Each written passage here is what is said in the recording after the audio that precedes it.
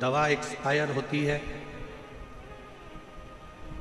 खाने की वस्तु एक्सपायर होती है, उस पर एक्सपायर डेट लिखी होती है।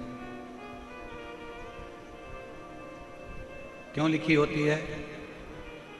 एक्सपायर डेट लिखने का कारण क्या होता है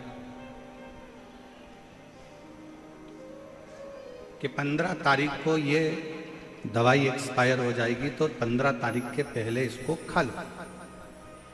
बोलो सही है कि गलत है? जम के बोलो जरा। खाने की कोई वस्तु है, उस पर एक्सपायर डेट लिखी है कि ये 20 तारीख को एक्सपायर हो जाएगी, तो 20 के पहले इसको खा लो।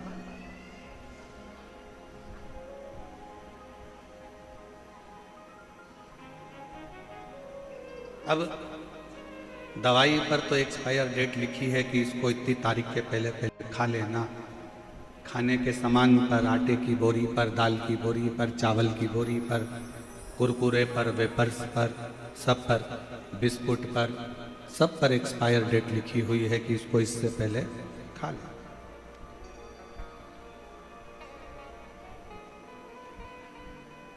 पर मनुष्य की एक्सपायर डेट कब है ये किसी को नहीं मालूम।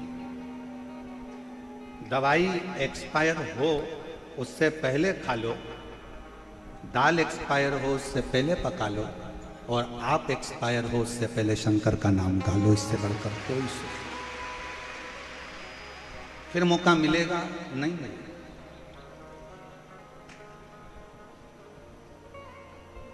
अच्छा ईमानदारी से बोलना रे जयपुर वालों, मेरी जयपुर की जीजियों, मेरे जीजाओं, मेरी बेटियों, मेरे बेटाओं, मेरी माँओं, मेरी पिता तुल्य भाई बंधु, सबको कहूँ,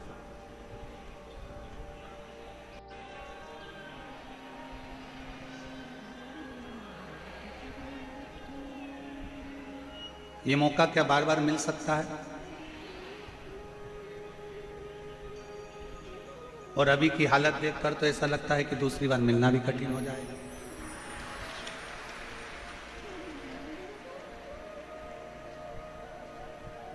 जितने लोग पंडाल के अंदर हैं, चारों पांचों पंडाल जितने भरे पड़े हुए हैं, इससे दुगने लोग।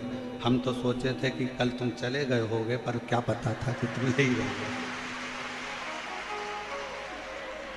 अच्छा, तुम्हारी भी आदत ऐसी है ना कि बाप के घर आए हो, बिना कुछ लिए जाओगे कैसे? बात तो वहां अड़ जाती है।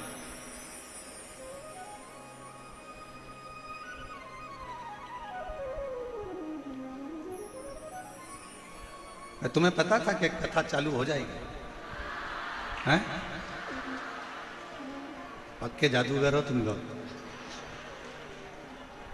पर एक बात है, मेरे गोविंद देव भगवान की ये जो पवित्र धरा है जयपुर, ये बड़ी कमाल की धरा है।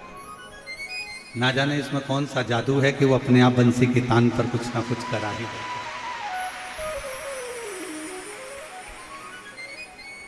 और मैंने तेरे ही भरोसे बाबा, तेरे ही भरोसे हवा उड़ती जावागी बाबा, बोल है तो छड़ी नाम रखी जावागी। भोले मैं तेरी पतंग, शंभू मैं तेरी पतंग, हवा उड़ती जावागी बाबा, बोल है तो छड़ी नाम रखी जावागी। एक विश्वास, दवाई एक्सपायर हो उससे पहले उसको खा लेना चाहिए, वस्तु एक्सपायर हो उससे पहले उसको खा लेना चाहिए, और मनुष्य की देह, ये शरीर एक्सपायर हो उससे पहले शंकर का नाम, शिव नाम गा लेना चाहिए। फिर मौका मिलेगा कि नहीं मिलेगा इसका कोई भरोसा नहीं।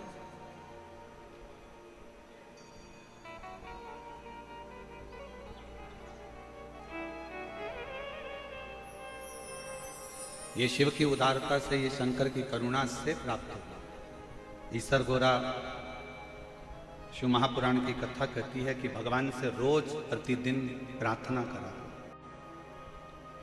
कि दवा और दुख ये दो मेरी जिंदगी से कम कर देना, मेरे जीवन से ये दो चीजें कम कर देना। क्या क्या? दवा और दुख।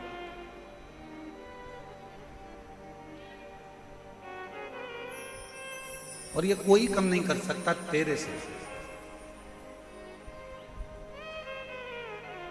तेरी कृपा होगी तो दवा भी कम होगी, और तेरी कृपा होगी तो दुख भी कम होगा।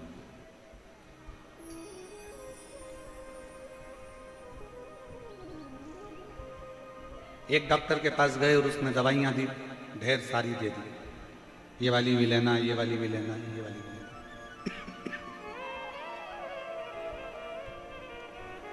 दूसरे के पास गए तो उसने थोड़ी दवाई कम कर दी। फिर एक और के पास गए तो उसने भी थोड़ी दवाई कम कर दी।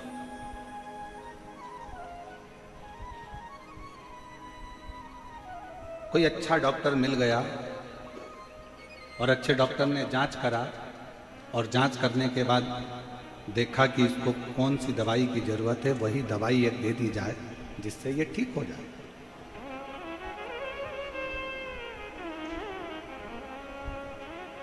हमारे बीच में महंत श्री बाल मुकुंद दास जी महाराज विधायक महोदय यहाँ पधारे हैं। एक बार जोरदार ताली बजाकर आपका अथक प्रयास, आज द्वितीय दिवस की जो कथा चल रही है उसमें आपका बहुत बड़ा अथक प्रयास रहा है। एक बार जोरदार ताली।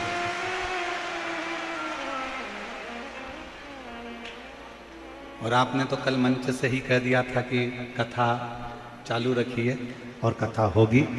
एक संत की वाणी, साधु की वाणी, तपस्वी की वाणी से शिव तत्व। एक डॉक्टर के पास गए तो वहां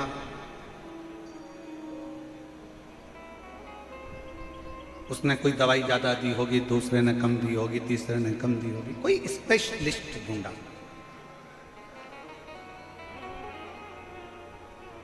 जिसने दवाई की मात्रा और कम कर दी, और एक गोली से काम चल गया और बस वही गोली लेते रहना, आराम बना रहेगा, ये डॉक्टर ने कहा।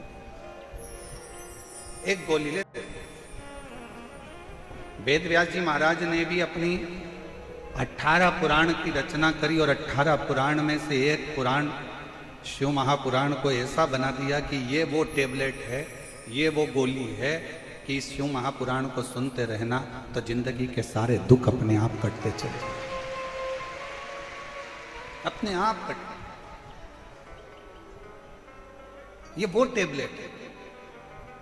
18 पुराण में से केवल एक शिव महापुराण ऐसी है जिसमें सारे उपाय, बेलपत्र कैसे चढ़ाना, दूध कैसे चढ़ाना, काली मिर्च कैसे चढ़ाना, दुर्वा कैसे चढ़ाना, अरहर दाल की पत्ती कैसे चढ़ाना, कैसे तुलसा चढ़ाना, कैसे बेलपत्र चढ़ाना, कैसे जल चढ़ाना, कैसे धतूरा चढ़ाना, कैसे दही चढ़ाना, ये शिव महापुराण में वर्णन किया। और पूछा गया, ऐसा नहीं कि प्रश्न नहीं करे। शिव महापुराण के 24,000 श्लोकों में, 12 संहिताओं में जो वर्णन किया गया उसमें कई प्रश्न सामने आकर खड़े होते। आज के जमाने के जैसी शंका नहीं है, पूर्व की शंका। कितना सुंदर प्रसंग आता है कि चंचुला देवी ने कथा सुनने के पहले एक प्रश्न ईसर गोरा जी की साक्षी में तुमरुका जी से कर।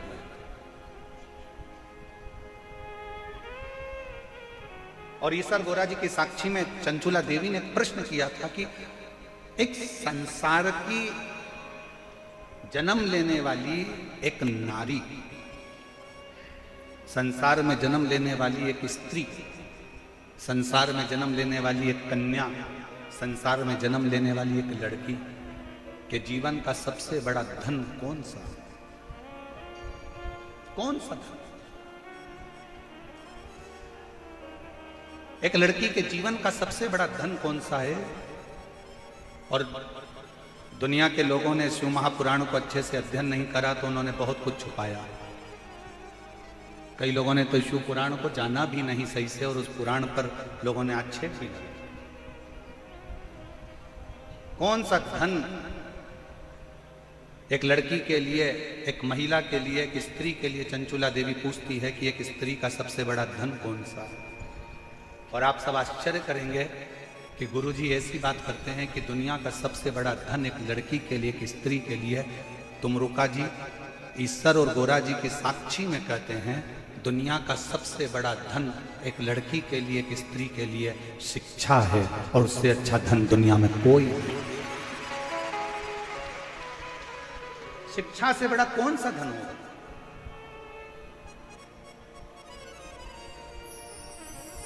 आज जयपुर की धरा पर हम कहकर जाएंगे,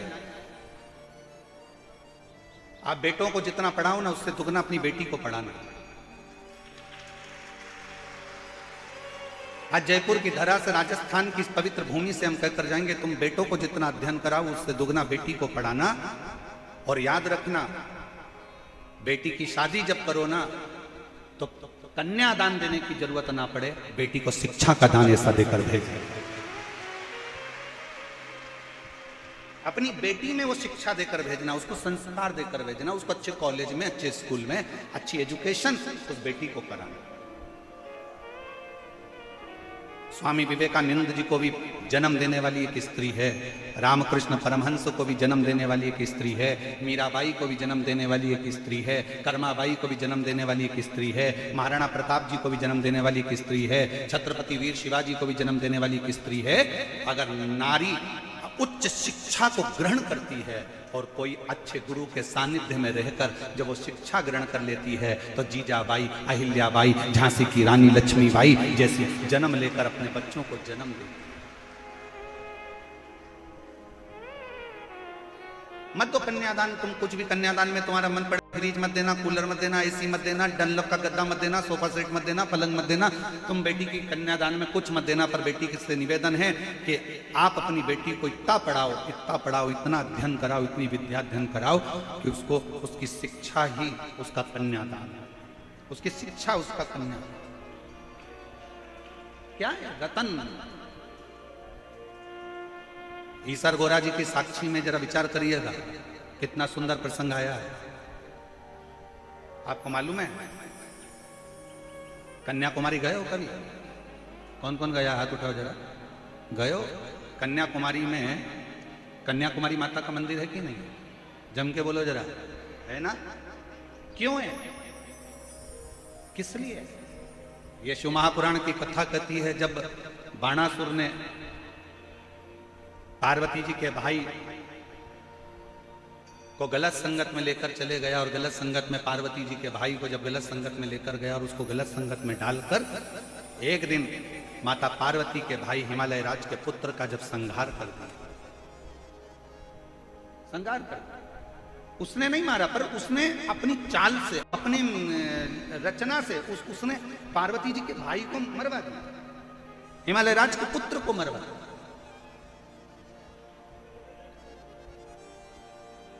पार्वती जी तो बहुत छोटी थी, बहुत छोटी। पार्वती जी ने 6 वर्ष की अवस्था में अपनी माता मैनावती से पूछा, मां मेरा भाई मारा गया।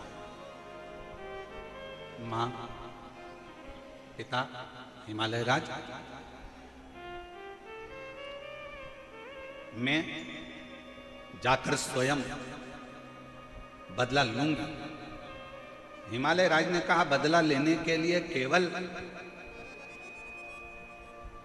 केवल पराक्रम की या बहुत वीरता की जरूरत भी नहीं होती, बदला लेने के लिए थोड़ी बुद्धि की भी जरूरत होती है। अभी कई लोग सोशल मीडिया पर डाल रहे हैं कि 10 दिन निकल गए, 8 दिन निकल गए, बदला लेना था, पाकिस्तान से बदला लेना था, बदला लेना था। लिया जाएगा, जल्दीबाजी में नहीं। एक युद्ध बम और गोले से लड़ा जाता है और एक युद्ध बुद्धि से लड़ा जाता है।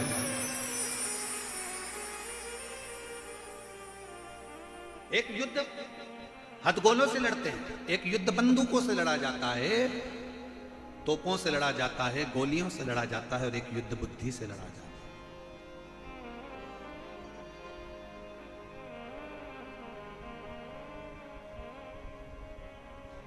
बुद्धि से। पार्वती जी ने पूछा अपने पिताजी से, मेरे भाई की हत्या का बदला मुझे लेना है, मैं कैसे लूं? तो भगवान हिमालय राज के शब्द एक एक घर की महिलाओं की चित्त वृत्ति में और एक एक घर के पुरुष की चित्त वृत्ति में बैठना चाहिए। ये शिवपुराण का शब्द महाराज जी ने व्यासपीठ से जयपुर में कहा था। ये शब्द आपकी बुद्धि में रहना चाहिए। मैं अपने भाई की मृत्यु का बदला कैसे लूं? पिताजी से पूछा गया मां मैनावती से। पिताजी ने कहा, तलवार उठाकर जाओगी और मार दोगी, इससे बदला नहीं होगा। तुमने आक्रमण कर दिया, इससे बदला नहीं होगा। थोड़ा बुद्धि से भी बदला लिया जाता, शांति से भी बदला। थोड़ी धीर धरो, मन घबराओ नहीं, प्रभु मिलेंगे कभी ना। क्यों चिंता करती हो? काय के लिए सोचना? क्यों विचार करना? आएगा, थोड़ा इंतजार करो। हिमालय राज ने माता पार्वती जी को, स्वयं ने मां जगत जननी जगदम्बा माता पार्वती जी को अपने नाना के घर भेज दिया।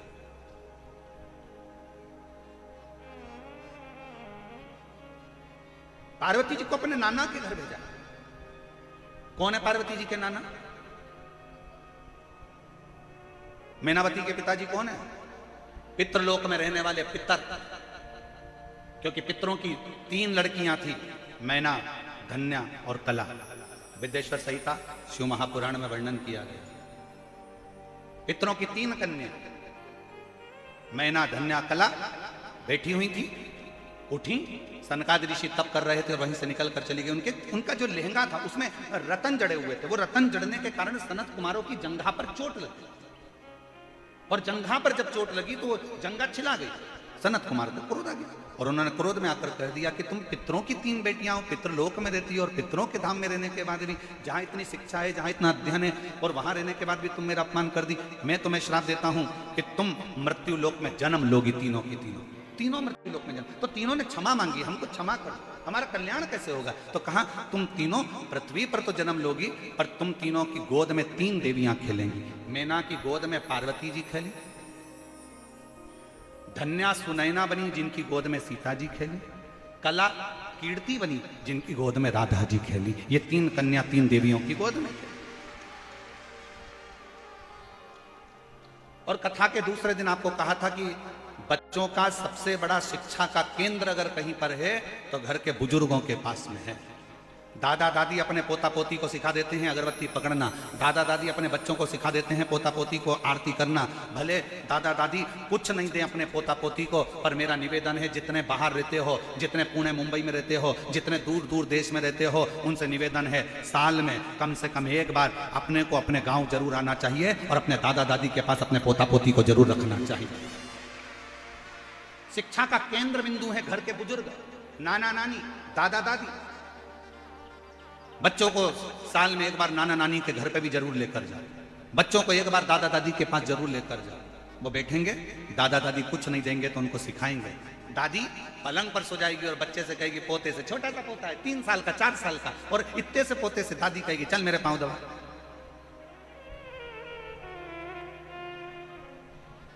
चल मेरे पांव दबा। अब पोता कितना बड़ा है? जम के बोलो जरा, कितना बड़ा है? 4 साल का, 3 साल का। इतने में तो माँ को गुस्सा आ जाता है, मम्मी तुम्हें शर्म आना चाहिए, इतना सा लड़का मेरा और तुम पांव दबा रही हो। अरे मम्मी को तो खुश होना चाहिए कि आज दादा दादी अपने बच्चे को संस्कार दे रहे हैं कि बुजुर्ग अवस्था जब तुम्हारे माँ बाप की आए तो उनके पांव दबाना मत भूलो। और आज की बहुओं का मुंह फूल जाता है, आज की बहुओं का मुंह में ना जाने क्या हो गया कि उनका मूड ऑफ हो जाता है। मम्मी तुमने मेरे बच्चे से पानी मंगवा लिया, मम्मी घर में क्या नौकर नहीं थे, मेरा बच्चा नहीं ला। अरे दादा दादी अगर बच्चे को पानी लेना है, रसोई घर में भेज रहे हैं, तुम खुश होना। दादा दादी बच्चे से कह रहे हैं मेरे को बाम लगा दे, खुश होना। दादा दादी अगर बच्चे से कह रहे हैं कि मुझे दवाई ला दे, खुश होना। दादा दादी अगर तुम्हारे बच्चे से, तुम्हारे पति से नहीं, तुम्हारे घर के पोता पोती से अगर कह रहे हैं, ए बेटा मेडिकल चले जा, सामान ला दे, ए बेटा सब्जी लिया, तो गुस्सा मत होना। दादा दादी उस बच्चे को सिखा रहे हैं कि जिस दिन तेरे माँ बाप बूढ़े हो जाएंगे तुझे इसी तरह से सेवा करना है जो आज मेरी कर रहा।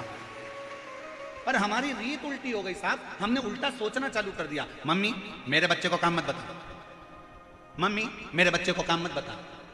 वो जेठानी का बच्चा उसको बताओ, देवरानी का बच्चा उसको बताओ, मुझे मेरे बच्चे को मत बताना। मेरे बच्चे से पाँव दबा। छोटे से बच्चे को दादा दादी नाना नानी काम बताएं, तुम प्रसन्न होना, वो समझाएं, प्रसन्न होना, क्योंकि नाना नानी और दादा दादी आपके बच्चे को कुछ नहीं देंगे तो अच्छा संस्कार जरूर देकर जाएंगे और वो आपको श्रेष्ठ बनाकर,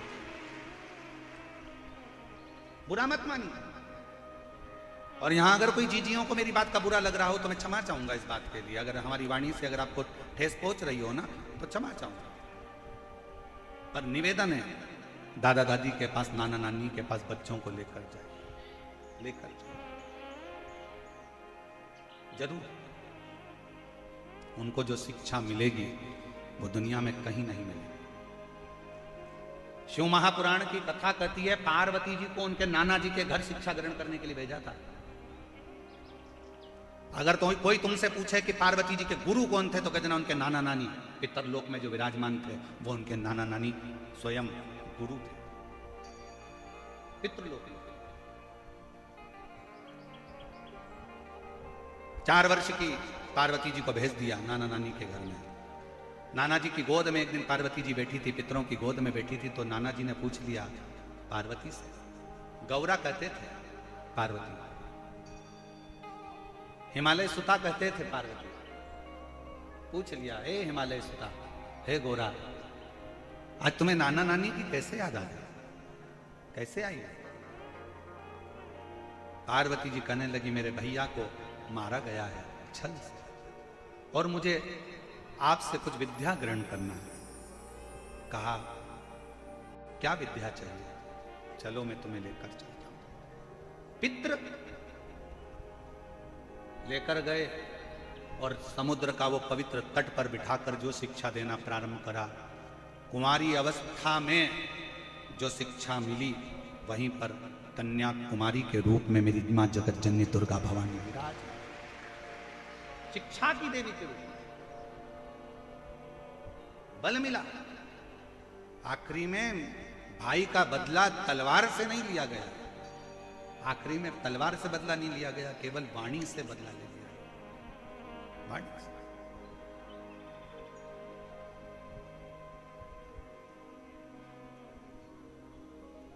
एक नाना नानी क्या देंगे बच्चों को? एक बेटी का बाप अपनी लड़की के कन्यादान में अगर कुछ देना तो हमारा निवेदन है कि वस्तु से ज्यादा ध्यान रखना अपनी बेटी के कन्यादान में। ओ मेरी जीजियों, जयपुर की मेरी माताओं, जयपुर की मेरी जीजियों, मेरे जीजाओं, मेरी बेटियों, बेटाओं, मेरी माताओं, मेरा निवेदन है अपनी बेटी के कन्यादान में कुछ देना, कहीं मत देना, ये आपकी मर्जी है। और आज व्यासपीठ से ये सीख कर जाना कि मैं अपनी बेटी को अच्छे स्कूल में पढ़ाऊंगी, अच्छे कॉलेज में पढ़ाऊंगी, उसको अच्छी शिक्षा दिलाऊंगी, अच्छी एजुकेशन। चंचुला देवी ने पूछा कि मेरा परम धन, एक स्त्री का परम धन कौन सा? कहा शिक्षा, संस्कार, श्रेष्ठ संस्कार। और शिक्षा की मूलता ही यह कहती है कि जहां विवाद हो रहा हो वहां से दूर हटते चले जाओ। शिक्षा की मूलता कहती है जहां बखाड़ा खड़ा हो, जहां विवाद हो रहा हो वहां से दूर हटकर भगवत भजन में अपने चित्त को लगाओ। इसलिए अभी आपको कथा में कहा भगवान से अगर मांगना तो 2 चीजें भगवान से मांगना कि मेरी दवा और मेरा दुख, ये दोनों कम करते चले जाना। दोनों दवा भी मेरी कम करिए और मेरा दुख भी कम करिए। ये दवा खाते खाते बहुत समय हो गया, मेरा दुख और मेरी दवा दोनों कम हो।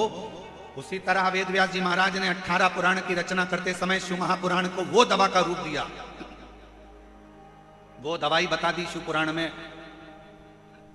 18 पुराण में से शिव महापुराण को वो दवा बता दी कि ये दुनिया के कलिकाल का सारा दुख अगर कोई दिल से शिव महापुराण की कथा को जब सुन लेगा, दिल से जब वो श्रवण कर लेगा, तो उसकी जिंदगी में ना दवा की जरूरत पड़ेगी, ना कोई दुख आएगा और वो भगवान की भक्ति में लगा जरूर। कई लोग प्रश्न खड़ा करते हैं महाराज, बहुत सारे प्रश्न आते हैं, इतने प्रश्न खड़े करते हैं लोग। महाराज जी इतना इतना प्रश्नों का वर्णन है। एक व्यक्ति ने प्रश्न करा बिहार में, अब बिहार तो बिहार ही है, तो वहां प्रश्न खड़ा कर दिया कि तुम कहते हो भगवान भगवान भगवान, भगवान तो दिखता ही नहीं है, भगवान तो नजर ही नहीं आता, कहां है भगवान, कहां है ईश्वर, वो दिखता ही नहीं। हम कहते हैं वो दिखता नहीं है तो भी वो दुख हर लेता। आप सबने परीक्षा दी है? अरे बोलो तो जम के, कोई ना कोई परीक्षा तो दी होगी। परीक्षा हॉल में बैठते हो तो किताब दिखती है? जम के बोलो जरा। विज्ञान, गणित, अंग्रेजी, हिंदी, जिसका भी तुम एग्जाम देने के लिए बैठे हो, देखकर लिखने देते हैं? जम के बोलो जरा। नहीं। सामने किताब होती है? नहीं। 20 क्वेश्चन होता है? नहीं। सामने कोई बुक होती है? नहीं। क्या करना पड़ता है? बिन देखे लिखना पड़ता है। जब बिन देखे लिखोगे तो रिजल्ट जो आएगा वो तुम्हारे पक्ष में आएगा। और मान लो सामने किताब रख ली और तुम लिखने बैठ गए तो क्या कहलाओगे? नकल चोटे। और तुम्हारा फॉर्म भरा जाएगा और तुम्हें परीक्षा से निकाल दिया जाएगा, तुम्हारा रिजल्ट नहीं आएगा और तुम्हें फेल मान लिया जाएगा। बोलो सही है कि गलत है? अगर तुमने देखकर लिखा तो तुम्हारा रिजल्ट बिगड़ गया। तुमने बस, तुम्हारे सामने किताब नहीं है, कुछ नहीं है, सामने कोरी कॉपी है और तुम उस कोरी कॉपी पर अपना याद किया हुआ लिख रहे हो, उसको याद कर रहे हो, तो जो रिजल्ट आएगा उसमें तुम पास हो जाओगे। देखकर लिखा तो नकल कहलाएगी, तुम्हें निकाल दिया जाएगा। अगली परीक्षा में बैठना, 1 साल तक तुम परीक्षा नहीं दे पाओगे, तुम फेल हो जाओगे। लोग कहते हैं तुम्हारा भगवान दिखता नहीं है, हम कहते हैं वो दिखेगा तो फेल हो जाओगे, अगर नहीं दिखता तो पास हो जाओगे। वो नहीं दिख रहा है तो पास हो, उसको याद करो। परीक्षा हाल में याद किया जाता है। साइन थीटा से कॉस थीटा पर कैसे जाना है, कैसे क्या करना है, ये ध्यान दिया जाता है।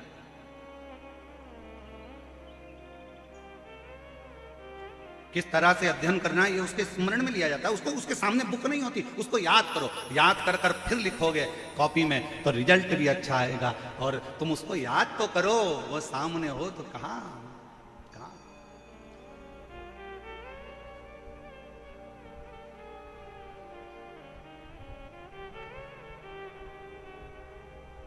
वो कहते हैं ना, बस एक आस उससे बंधी होना चाहिए। एक आस उससे बंधी। वो तुझसे मिलने के लिए तेरी कसम, एक आस तुझसे मिलने के लिए तेरी कसम, एक मुलाकात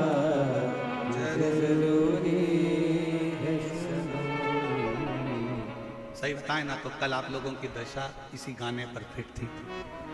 बिल्कुल यही गाना तुम्हारे ऊपर फिट हो रहा था। आंखों से आंसू ढल रहे थे महाराज। 3 दिन 4 दिन की कथा हो और बाबा हो दशा। बोलो कल आप लोगों ने कई जीजियों के आंख में ऐसे आंसू देखे होंगे जिनको कभी रोते नहीं देखा। वो भी कल शिव के लिए रो रहे थे। वो भी कल शिव, उनकी आंख में जल भरा। कितनी वो कहा, कितनी बेचैन हूं मैं यार से मिलने के। कितना कितना भीतर से उस परमात्मा को याद किया है, उस परमात्मा को याद किया, इतना याद किया उस परमात्मा को। बस इसीलिए सामने अगर कोई नहीं भी है उसका स्मरण कर लो, दिल से उसको पुकार लो। श्री शिवाय नमस्तुभ्यं, श्री शिवाय नमस्तुभ्यं, श्री शिवाय नमस्तुभ्यं, श्री शिवाय नमस्तुभ्यं, श्री शिवाय नमस्तुभ्यं, श्री शिवाय नमस्तुभ्यं। उसको मात्र याद करो, मात्र। शिव महापुराण का एक चरित्र बड़ा सुंदर है। 12 ज्योतिर्लिंग में से एक ज्योतिर्लिंग को जागृत ज्योतिर्लिंग कहा जाता है। कौन सा ज्योतिर्लिंग? जागृत। और वो जागृत ज्योतिर्लिंग किसको कहते हैं? तो कहा बाबा केदारनाथ जी को। मेरे केदारेश्वर बाबा को जागृत ज्योतिर्लिंग कहा जाता है। इसके प्रमाण कितने हैं? प्रमाण कितने? भविष्य पुराण का एक संवाद बड़ा सुंदर है जागृत ज्योतिर्लिंग का, स्मरण करिएगा जरा। भविष्य पुराण में वर्णन किया गया, बड़ा सुंदर व्याख्यान कहा गया। एक शिव का कोई भगत पैदल अपने गांव से चलकर बाबा केदार का दर्शन करने गए। बाबा चला अपने गांव से, शंभो शंभो शंभो शिव शंकर बम बम बोले, हर हर महादेव बोलता बोलता चला। रास्ते में पैदल पैदल, अब तो यात्रा बसों से होती है, हेलीकॉप्टर से होती है, गाड़ियों से होती है, ट्रेनों से होती है। पहले लोग चारधाम करने अपने घर से पैदल चले जाते थे। पैदल चले, शिव का नाम लेकर चला। और भक्त जब भगवान शंकर का नाम लेकर जय केदार जय केदार जय केदार केदार केदार जय केदार केदार केदार जय केदार जय केदार जय केदार जय केदार चलो। भविष्य पुराण का संवाद कहता है, जब वो रास्ते में चलता चलता थक गया, बीमार पड़ गया, शरीर बेकार सा हो गया, बेकार सा। चलते चलते बहुत सा दवाइयों की जरूरत पड़ने लगी, औषधि ली, फिर बढ़ा, फिर औषधि ली। केदारनाथ पहुंचा, नीचे वाले कह रहे हैं जल्दी जाओ, आज केदारनाथ जी का कपाट बंद होने वाला, जल्दी जाओ। तेज चल रहा, केदार बाबा के मंदिर के प्रांगण में पहुंचने के लिए दौड़ पड़ रहा है, हाँ भरा रही है, औषधि शरीर को दे देकर चला रहा है। और केदारनाथ के मंदिर से कुछ ही दूर पर पहुंचा था और फिर बीमार पड़ गया, फिर औषधि की जरूरत पड़ गई, औषधि ली, फिर बढ़ गया। जब दरवाजे पर पहुंचा तब तक तो केदारनाथ का कपाट बंद हो चुका था, ताला लग गया था, चाबी चल दी। डोली, पंचमुखी डोली बाबा की निकल कर चल गई। पूछा, भैया मुझे केदार बाबा का दर्शन करना है, बहुत दिनों से पैदल चलकर आया, मुझे केदार बाबा का दर्शन करा दो भैया। औषधि ले लेकर चला हूं, पैदल चलता चलता अपने गांव से यहाँ आया हूं, मेरे पास वाहन का पैसा भी नहीं था भैया, मैं पैदल आया हूं, कपड़े भी इतने नहीं है भैया, मुझे ठंड भी बहुत लग रही है, मुझे केदार का दर्शन करा दो। कोई नहीं सुनते, सब पालकी लेकर निकल गए। सब आर्मी के मैनों ने, लोगों ने, पुलिस कर्मियों ने, सब ने कहा कि अब ये जगह खाली कर दो। केदारनाथ पूरा खाली, पूरा खाली था। चल दिया भैया, अब ये पट कब खुलेंगे? 6 महीने लगेंगे, 6 महीने के बाद ये पट खोलेगा। 6 चलता चलता थोड़ी दूर पर एक घाटी के पास में बैठकर रोने लगा, हे मेरे केदारनाथ बाबा विश्वनाथ भोलेनाथ, अब कैसे आऊंगा? शरीर इतना अनुकूल नहीं है कि मैं अगला दर्शन तेरा कर पाऊंगा, अब तो मैं मर जाऊं, अब शरीर में कुछ दम नहीं है, मैं तो तेरा दर्शन कर। उतरते उतरते शाम होने लगी, आंखों से नीर बह रहा था। एक केदारनाथ का कंकर उठाकर उसने हाथ में रखकर रोते हुए उसी का आंसू से अभिषेक कर।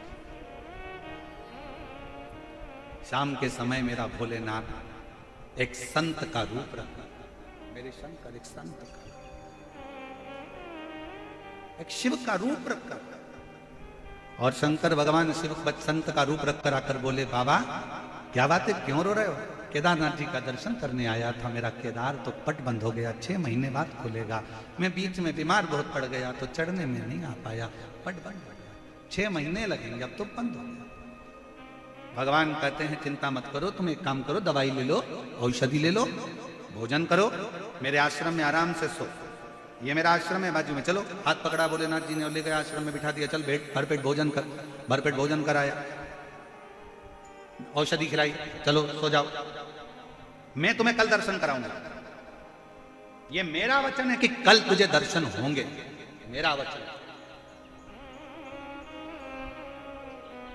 कपाट खुलेंगे, हाँ कपाट खोल के दर्शन करूंगा, ताला खुलेगा, हाँ ताला खोल के दर्शन करूंगा, चल सो। वो शंकर का भक्त, केदारेश्वर का भक्त सो गया भोजन कर कर। शिव जी ने पार्वती जी को कहा, इसको पंखा दिला, पंखा, कामल ओढ़ा, कामल ओढ़ा। शंकर भगवान ने दूसरे दिन फिर आवाज लगाई, ए चल मैं तुझे दर्शन कराता।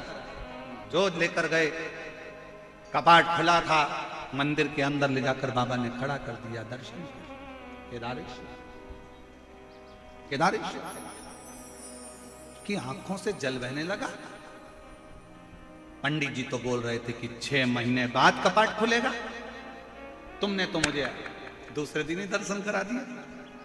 शंकर भगवान तो कुछ नहीं बोले, एक साध्वी के रूप में एक सन्यासन कहती है, जिस दिन तू सोया था और जिस दिन तू उठा है, सोने के 6 महीने की नींद मेरे भोलेनाथ ने तुझे एक दिन में दे दी है। 6 महीने की निंद्रा तुझे एक रात्रि की निंद्रा लग रही है और 6 महीने की निंद्रा पूर्ण कर कर तू विश्वनाथ मेरे केदारेश्वर बाबा का दर्शन कर रहा है। अगर विश्वास पक्का है, दुनिया में एक बात अपने अंदर उतार कर रखना, अगर तुम्हारी भक्ति और विश्वास अगर दृढ़ है तो तुम्हें मेरे शंकर के मंदिर ढूंढने के लिए नहीं जाना पड़ेगा, शंकर तुम्हें ढूंढते ढूंढते तुम्हारे दरवाजे पर आए, शिव आए। और मेरे भोले तेरा सहारा है, मेरे भोले तेरा सहारा है, मेरी नैया का तू किनारा है, मेरी नैया का तू किनारा है, मेरे बाबा तुझे पुकारा है, मेरे बाबा तुझे पुकारा है, मेरी नैया का तो किनारा है।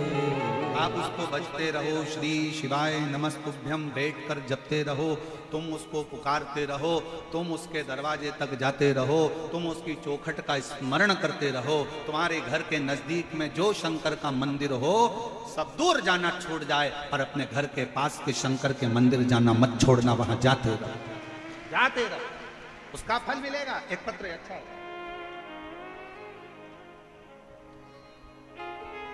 भौरी देवी पत्नी श्री राधेश्याम टेलर, नाम्बा सिटी, जिला डीडवाना, मेरा मोबाइल नंबर ये है। कहीं बैठी हो हाथ हिला सकती हैं, और अगर बैठी हो तो बेलपत्र लेने के लिए आ सकती। भौरी देवी पत्नी श्री राधेश्याम टेलर, नाम्बा सिटी, जिला डीडवाना, मेरा मोबाइल नंबर ये है। मैं व्यासपीठ पर विराजमान भगवान शिव को नमन करते हुए प्रणाम करती हूँ।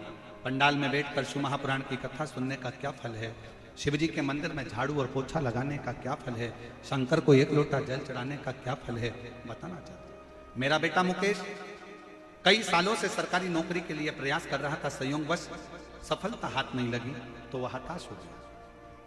हताश होकर बोला, मम्मी अब मैं एग्जाम नहीं दूंगा। मैंने अपने बेटे से कहा कि वो टीवी पर महाराज आता है प्रदीप मिश्रा, वो अपनी कथा में कहता है कि संघर्ष का जीवन है, इसमें हारना नहीं है, परिश्रम पूर्ण करो, शिक्षा पूरी करो, खूब मेहनत करो, 4 गुना पढ़ाई करो, आखिरी में शिव जी के मंदिर में 1 लोटा जल चढ़ाते रहो, झाड़ू लगाते रहो, पोछा लगाते रहो। मेरे बेटे ने 2023 में एम्स हॉस्पिटल की नियुक्ति के लिए फिर परीक्षा दी, और एम्स हॉस्पिटल की नियुक्ति के लिए परीक्षा दी। परीक्षा में बैठने से पूर्व उसने बाबा पर भरोसा करना प्रारंभ करा। आप कहते हो गुरुजी शिव जी की कथा कुछ ना कुछ देती जरूर है। मेरे बेटे ने भी मन में सोच लिया कि अब ये सीहोर वाला महाराज कहता है कि शंकर देगा जरूर। टीवी के सामने कथा सुनता, बाबा पर भरोसा करता, मंदिर जाकर झाड़ू पोछा करता, पशुपतिनाथ का व्रत करा। शायद कोई ऐसा लड़का होगा गुरुदेव, शिव जी की कृपा किसको कहते हैं, दुनिया के लोगों को एक जगह नौकरी मिलती है, मेरे बेटे ने 1 फॉर्म भरा और 9 एम्स हॉस्पिटल से नौकरी का अप्लाई आया। महाराज जी 1 नहीं, 2 नहीं, 3 नहीं, 4 नहीं, 5 नहीं, 6 नहीं, 7 नहीं, 8 नहीं, आप लोग एलईडी पर पत्र पढ़ सकते हो, 8 नहीं, अर्थात 9 एम्स अलग अलग स्थानों से मेरे बेटे के लिए पत्र आया कि तुम्हारी मर्जी पड़े कि 9 एम्स हॉस्पिटल में से जो ज्वाइन करना है वो तुम ज्वाइन कर सकते। भरोसा किसको कहते हैं, शिव तत्व किसको कहते हैं, शंकर की अर्वंग भक्ति किसको कहते हैं, एक आनंदता किसको कहते हैं, एक अलमस्ती किसको, विश्वास, भरोसा। एक पत्र और अच्छा है।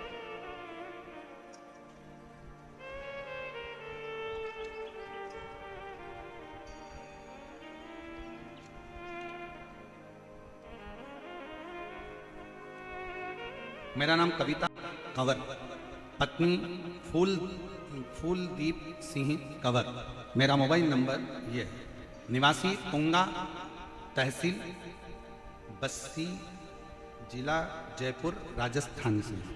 मेरा मोबाइल नंबर ये है, कहीं बैठी हो तो हाथ हिला सकती हैं, एक बेलपत्र लेने आ सकती, पत्र को एलईडी पर आप लोग पढ़ सकते। मेरा नाम कविता कंवर, पति का नाम फूल दीप सिंह कंवर। मेरा मोबाइल नंबर ये है, तुंगा तहसील बस्ती, जिला जयपुर राजस्थान की रहने वाली हूँ। गुरुदेव, मेरे चेस्ट में एक गठान हो गई थी।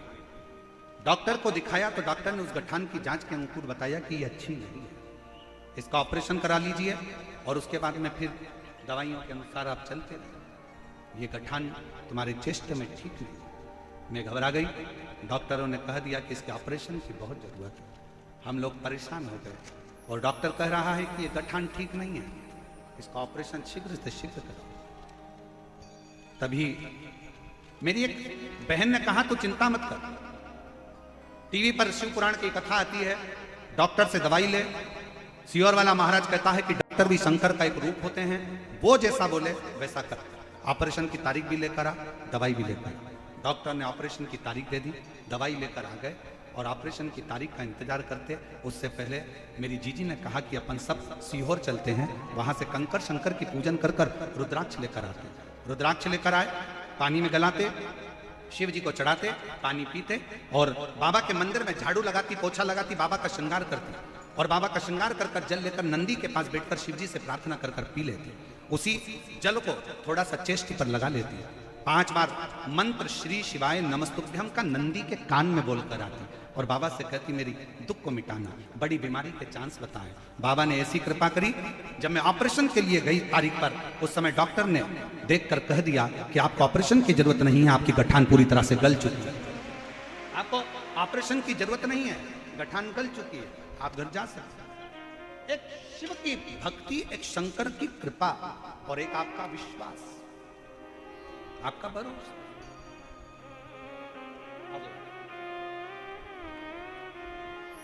और शंभो शरण पड़े हमारे बीच में माननीय गोपाल शर्मा जी विधायक महोदय जयपुर क्षेत्र से, एक बार जोरदार ताली बजाकर उनका स्वागत। दया करीने दर्शन आपो, शंभो शरण पड़े मांगो घड़ी रे घड़ी, दुख काटो दया करीने दर्शन आपो, शंभो शरण पड़े।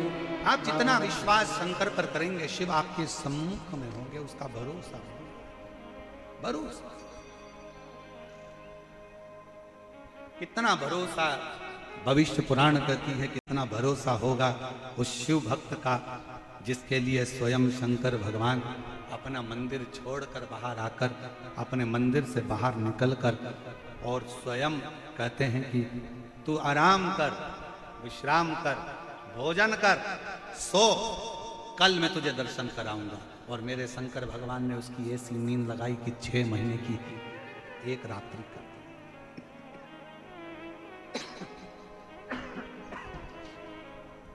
6 महीने की एक रात्रि कर दी और मेरे शंकर ने, मेरे करुणा सागर, मेरे उदार शिव ने कर दिया। चंचुला देवी जब कथा को सुनने के लिए बैठी है, ईश्वर जी गोरा जी स्वयं यजमान बनकर कथा श्रवण कर रहे हैं और चंचुला के सामने एक प्रश्न फिर आकर खड़ा होगा।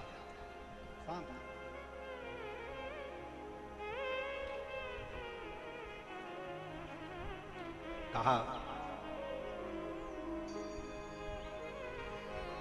अच्छा, जब जब प्रश्न आता है ना, तब तब शिव मुस्कुराते हैं, शंकर मुस्कुराते हैं। शायद आपको मालूम है कि नहीं मालूम, ये पता नहीं, परंतु एक बात हम बताएं ना, जब जब तकलीफ आती है ना, कष्ट आता है ना, दुख आता है ना, परमात्मा उस दुख को देखकर थोड़ा सा आनंद के साथ पार्वती जी से कहते हैं कि थोड़ा सा मुस्कुरा। पार्वती कहती है ये रो रहे हैं और तुम कह रहे हो मुस्कुरा ले, इनकी जिंदगी में कष्ट आन पड़ा है और तुम कह रहे हो मुस्कुरा ले। शंकर भगवान कहते हैं पार्वती जी, इसके दुख भाग्य में ढेर सारे लिखे हैं,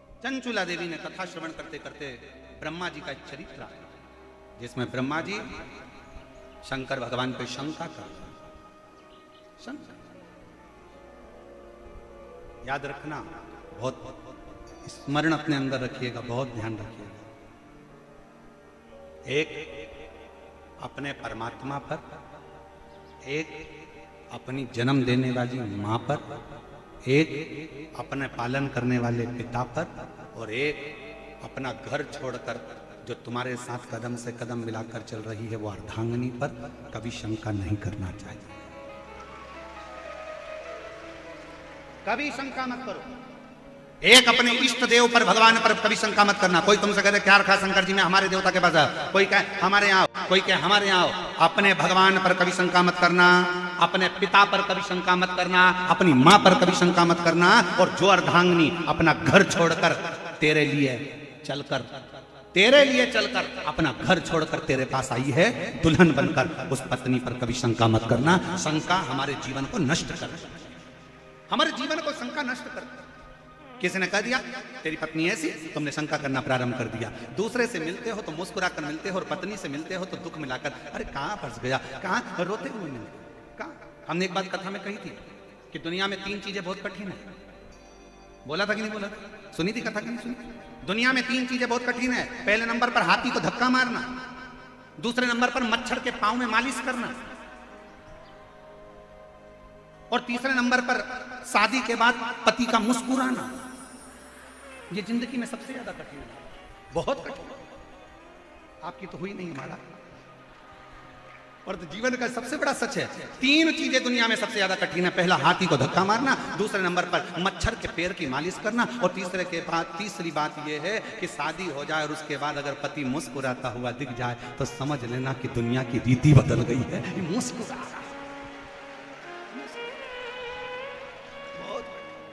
ये दुनिया की सबसे कठिन चीज। और अगर पति बेचारा शादी में ज्यादा मुस्कुरा लेता है, और पत्नी को जब गाड़ी पर लेकर जाता है तो पत्नी सिर पे पल्लू लेकर फिर अच्छे से खूब हंस रहे थे, खूब मुस्कुरा रहे थे। मैं जानती हूँ तुम्हारे लक्षण, एक एक लक्षण से मैं सब जानती हूँ, तुम्हारे को पहचानती हूँ अच्छे से। मेरे साथ कहीं पर भी जाएंगे तो रोतला मुंह लेकर जाएंगे, मेरे माँ बाप के घर जाएंगे तो ऐसा मुंह उतर जाएगा। और शादी में कौन थी वो नीले सूट वाली, कौन थी वो? अब पति कह रहा है वो मेरे बुआ की लड़की है ना, उसकी जो शादी हुई है ना, उसकी ननन की बेचारी है, वो पूछ रही थी कि भाभी कहाँ से हैं, तो मैं उनको बता रहा था कि यहाँ से। तो इतने खुश होगा, तेरा मुस्कुराना गजब हो गया। क्यों मुस्कुरा, इतना मुस्कुरा? बहुत कठिन है हमारी, बहुत कठिन। शंका करो, जहां शंका करने की जगह है वहां शंका करना।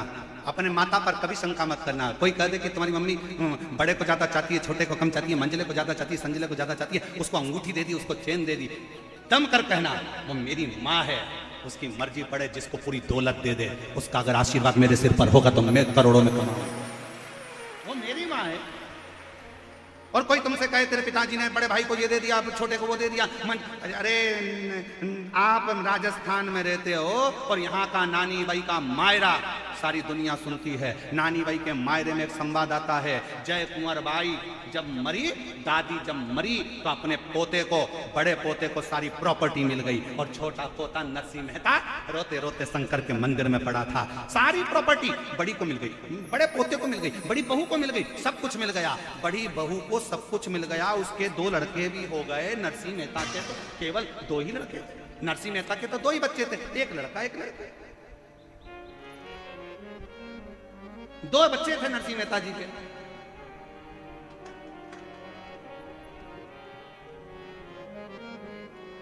और बड़ी भाभी के यहाँ तो 2 लड़के हो गए, तो नरसिंह मेहता जी के यहाँ लड़की हो गई। कई लोग कहते हैं अरे लड़की किसी पैसे वाले के यहाँ हो जाती, गरीब के यहाँ लड़की होगी, बेचारा कन्यादान कैसे करेगा? अरे तुम्हारे कहने से क्या होता है कि लड़की पैसे वाले के यहाँ हो जाती? कन्यादान का मौका भगवान उसी को देता है जिसने जिंदगी में बहुत सारे यज्ञ अनुष्ठान करे।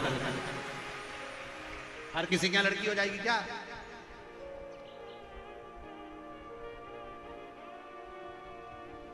मौका देता है परमात्मा, हर किसी क्या हो जाएगा। किस्मत वाले हो, किस्मत जिन जिन के घर में बेटी ने जन्म लिया है ना, आज घर पे जाके राइनॉन से नजर उतार कर पीछे फेंक देना। भगवान की बड़ी कृपा है, मेरे घर में बेटी ने जन्म लिया है, और ठाठ से।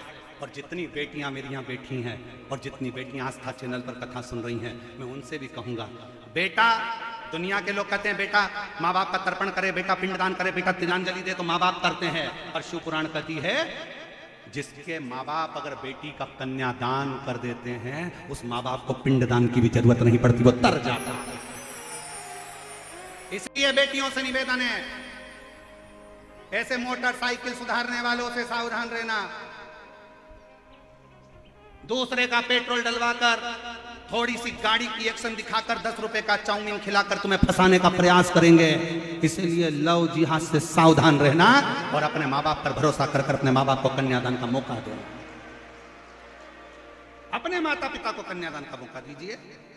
माता पिता है तो कन्यादान करे, जीवन की सार्थकता हो। थोड़ा सा बॉडी सॉडी देखी, थोड़ा फैशन मेशन देखा, 10 रुपए का चाउमीन खर्च कर दिया, 50 रुपए का पेट्रोल खर्च कर दिया, उतनी देर में 10-20 बार तुम्हारे मोबाइल में बैलेंस डलवा दिया, 60-60 रुपए का बैलेंस डलवा दिया, और उतने में तुझे ना देखूं तो चैन मुझे आता नहीं, तेरे सिवा कोई और भाता नहीं। बड़े आश्चर्य की बात। और जिस माँ बाप ने पूरी जिंदगी निकाल दी, पढ़ने के लिए जयपुर भेजा, खर्चा करा, जमीन गिरवे रख दी, माँ ने अपना जेवर बेच दिया तेरे पढ़ाने के लिए, और जिस माँ बाप के तू हृदय का चांद का टुकड़ा था, और आज तुझे वो दूसरा चांद पसंद आ रहा, दूसरा का। थोड़ा समझो, थोड़ा समझो, थोड़ा समझो। दोस्ती किसी से भी हो, पढ़ो कहीं पर भी, पर कह दो मैं अपने माँ बाप के बिना, जो मेरे माता पिता चाहेंगे वो कन्यादान करेंगे तो मैं शादी करूंगी, वरना मेरे लिए सब धूल है, सब मेरे लिए सब। क्या करना मुझको? 4 पर शंका मत करना कभी भी जीवन में। पहले नंबर पर जम के बोलो, पहले नंबर पर अपना इष्ट देव भगवान, मेरे शंकर पर मुझे विश्वास है, सब वो करेगा, मुझे भरोसा है मेरे शिव जी पर, सब वो करेगा। मैं काय को शंका करना। एक पत्र है,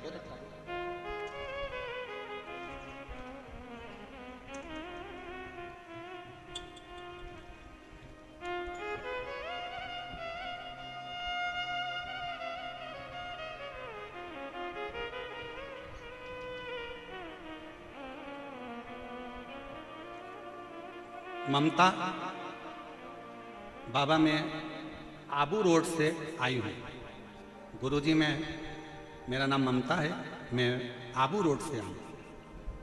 कहीं बैठी हो तो हाथ हिला सकती हैं, आ सकती। मासिक धर्म आता था, बहुत पीड़ा होती थी। फिर मैंने डॉक्टर को बताया तो बोला कि गर्भाशय में एक नींबू से बड़ी गांठ हो गई। दूसरे डॉक्टर को बताया तो वो बोला कि नींबू जितनी गांठ है इसको निकलवाना पड़ेगा। तीसरे डॉक्टर को बताया तो उसने भी यही बोला कि इसका ऑपरेशन कराना पड़ेगा।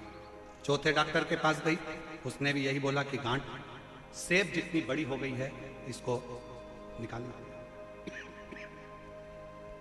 पत्र को एलईडी पर पढ़ सकते हो। गुरुजी कैसे करवाती ऑपरेशन? कोई करने वाला घर में नहीं था, घर में नहीं था। आपका कथा आस्था चैनल पर लगाया तो आपकी कथा आ रही है। गुरुजी पहली बार आपकी कथा सुनी, आप बोले किसी भी बीमारी हो शिवजी पर चढ़ा हुआ पानी पीना चाहिए, बेलपत्र खाना चाहिए। बाबा 1 लोटा जल ने तो कमाल कर दिया गुरुदेव। मैंने पीना चालू करा और बेलपत्ती को खाना चालू करा। कथा सुनती, आसन लगाकर बैठ जाती टीवी के सामने। मैं आपसे कभी मिली नहीं, मैंने आपको कभी देखा नहीं। बाबा से बस विनती करती टीवी के सामने, बाबा मेरा गर्भाशय में गांठ है, सेब की आकृति की।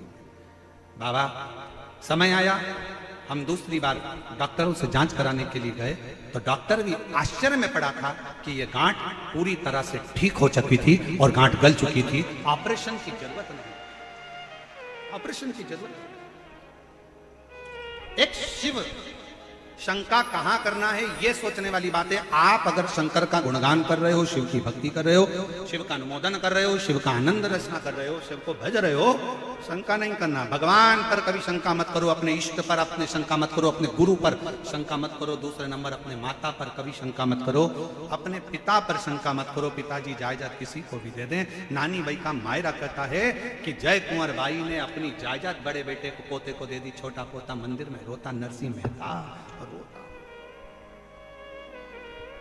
और कितनी कृपा, नानी बाई का ब्याह हो गया, नरसिंह जी के छोटे बेटे का ब्याह हो गया, और बड़ी जेठानी जो धन कबाड़ कर बैठी थी, धन लेकर बैठी थी, धन का अंबार हुआ था जिसके पास में, और उसका बेटा कुंवारा रह गया।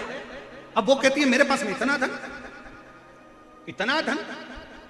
और नरसिंह जी के बेटे के लिए तो कोई संबंध आया ही नहीं था, क्योंकि गरीब बड़े के यहाँ संबंध कौन आए, पैसे वाले के पहले। तो एक संबंध आया नरसिंह जी के गांव में, सबको सूचना मिली कि नरसिंह जी के भाई के यहाँ करोड़ों का धन है और उनका एक लड़का है, चलो सबसे पहले लड़की की शादी अपन उसी से पक्की करेंगे। उसको देखने गए तो उनको क्या मालूम था कि लड़का थोड़ा सा अटक जाता है, हक जाता है, उनको क्या मालूम है।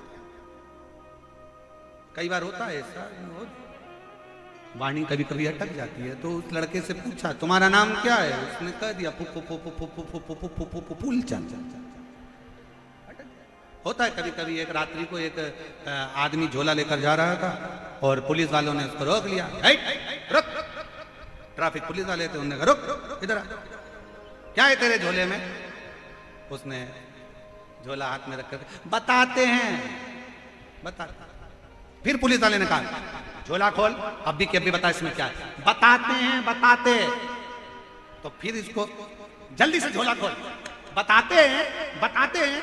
अरे झोला खोलना, झोला नहीं खोले तो पुलिस वाले इसको गाड़ी में बिठाए, टीआई साहब के पास लेकर थाने में टीआई साहब ने इससे कहा क्या रहते है झोले में, तो क्या बताते हैं, बताते बताते। अरे तो झोला खोलना क्या है, बताते हैं, बताते हैं। टीआई को गुस्सा आया, उसने खोल इसका झोला, और टीआई साहब ने जो झोला खोला तो उसमें सफेद कलर के बतासे थे।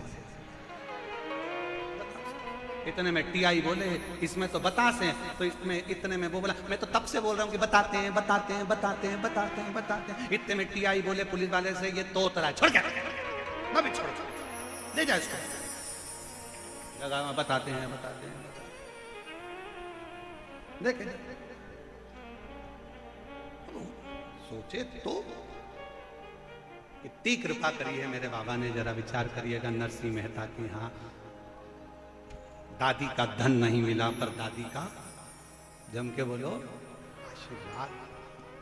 शिव की कथा करिए, उनकी आराधना करिए। ब्रह्मा जी के मन में एक संशय आ गया था। चंचुला देवी कह रही हैं कि वो संशय कौन सा। ब्रह्मा जी ने संशय में ये कहा कि सृष्टि का रचना करता भी मैं हूं, सृष्टि का पालन करता भी मैं हूं, और सृष्टि का संहार करता भी मेरे सिवाय कोई नहीं।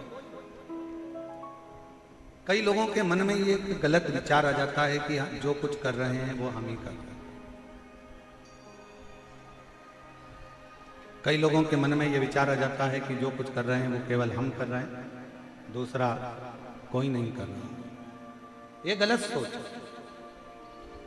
और मेरा आपकी कृपा से सब काम हो रहा है, करते हो डमरू वाले मेरा नाम हो रहा है, मेरा आपकी कृपा से सब काम हो रहा है।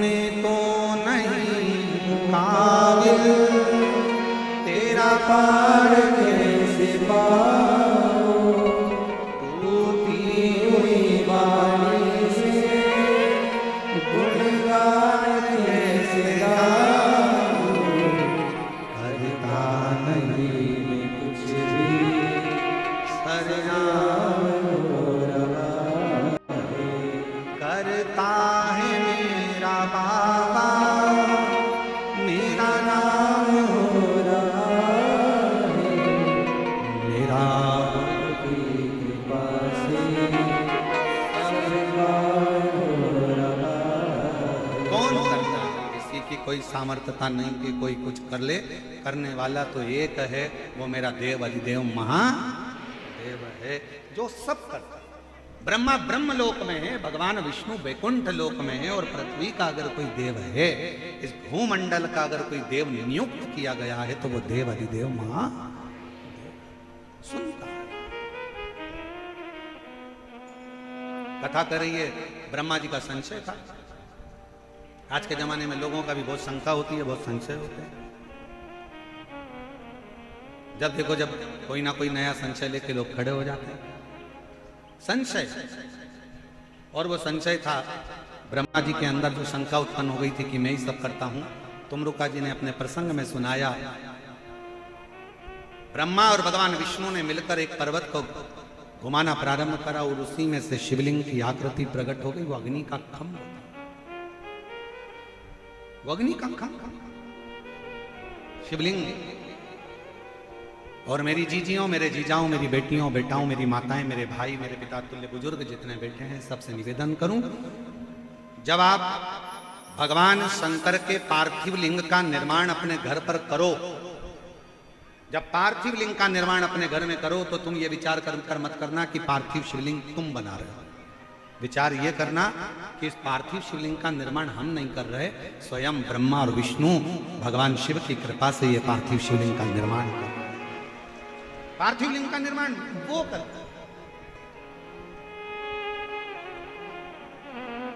सावन के महीने में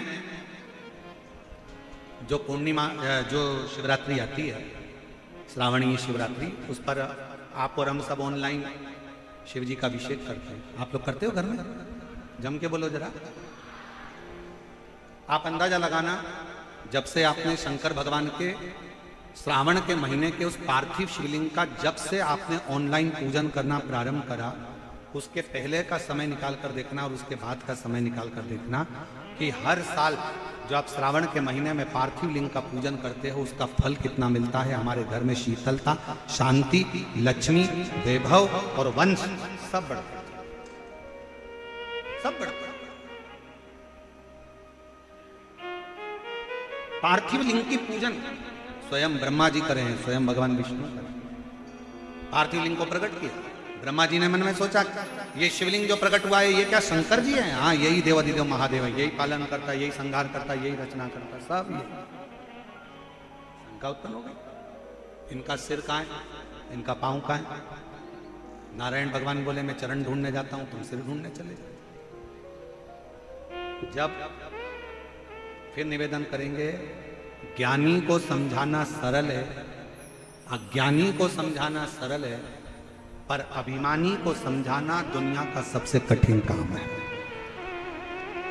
ज्ञानवान को समझाओगे तो वो सरल है, अज्ञानी को समझाओगे तो सरल है, पर अभिमानी को नहीं समझा सकते। जिसके अंदर अभिमान है, रावण ज्ञानी था, अज्ञानी था, पर उसके साथ में सबसे बड़ी बात थी कि वो अभिमानी बहुत था। उसको मंदोदरी समझाई, नहीं समझा, सबने समझाया, नहीं समझा, कहां समझा।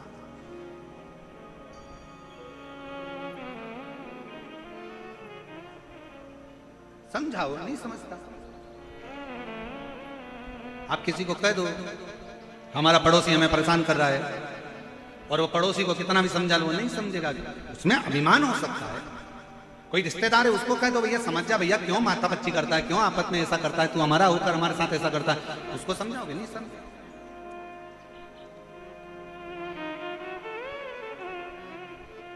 कल जब हम दिलीप जी के यहाँ पहुंचे, हम वहीं रुके हैं, दिलीप जी अग्रवाल जी के यहाँ, जो जजमान परिवार है, उनके यहाँ पर कल हम पहुंचे, तो शाम के समय पर एक व्यक्ति ने हमसे एक बात कही कि गुरु जी, आज का जमाना इतना बेरोजगारी का हो गया कि लोग, नए नए लड़के, नए नए बच्चे सब बेरोजगार होकर पड़े, सब बेरोजगार। तो हमने उनसे कहा कि देखो भैया, इंसान से ज्यादा बेरोजगार सांप हो गया। सांप, हमने कहा जो सांप का है ना सर, वो इंसान से ज्यादा बेरोजगार हो गया, क्योंकि सांप का काम इंसान ने ले लिया तो सांप बेरोजगार हो गया। उन्होंने पूछा सांप का काम क्या होता है? हमने कहा डसने का। आज का आदमी को इतने डसने में लगा है कि सांप बेरोजगार हो गया और आदमी काम का हो गया।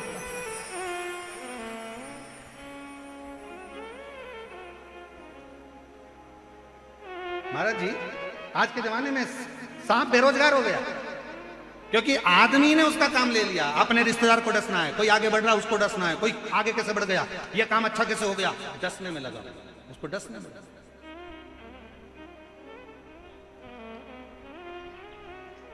बेरोजगार हो गया बेचारा सांप, और आदमी रोजगार हो गया कि कोई आगे बढ़ रहा है उसको खींच लो, कोई आगे बढ़ रहा है उसका पांव खींच लो, कोई आगे जा रहा है उसको खींच कर लिया। ये क्या है? बल्कि प्रसन्न होना चाहिए, प्रसन्न।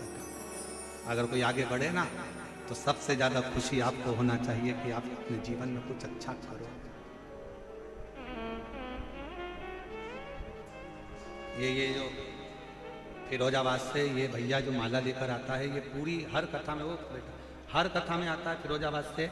एक बार कुबेरेश्वर धाम आया था और उसने बस उस समय पर उसके पास खुद का भी किराया नहीं था, दुखी था, तकलीफ था।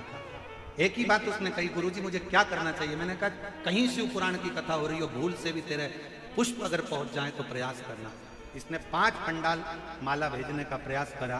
बाबा ने ऐसा हाथ पकड़ा कि आज दिल्ली में, फिरोजाबाद में, आगरा में, लखनऊ में, कानपुर में, सब दूर इतना काम हो गया, इतना काम हो गया कि शिव। और आज भी नहीं भूला, जहाँ कथा होती है चाहे वो कहीं पर हो, नेपाल की बॉर्डर पर, नेपाल में भी कथा हुई तो माला लेकर को। आप विश्वास शिव पर करें, आप भरोसा शंकर पर करें, आप दृढ़ता शिव पर करें। और तेरा ही दिया खाया तेरा शुक्रिया, तेरा शुक्रिया। आप जितने आनंद में जी सकते हैं, शिव तत्व कह रहा है। ब्रह्मा जी के मन में संशय भरा गया था, भगवान पाताल में चले गए पर शंकर भगवान के शिवलिंग का चरण नहीं मिला। भगवान नारायण वापिस आ गए, आते से कह दिया, निवेदन कर दिया कि ये चरण नहीं है, मेरे को चरण का दर्शन नहीं हुआ। भगवान ब्रह्मा जी ऊपर जाते गए, जाते गए, जाते गए, जाते गए। अहंकार इतना था कि वो अहंकार के कारण बस केतकी का फूल लिया, गौ माता को लिया, दोनों से कह दिया तुम झूठ बोल देना, कह देना हमको शिवलिंग का सिर मिल गया।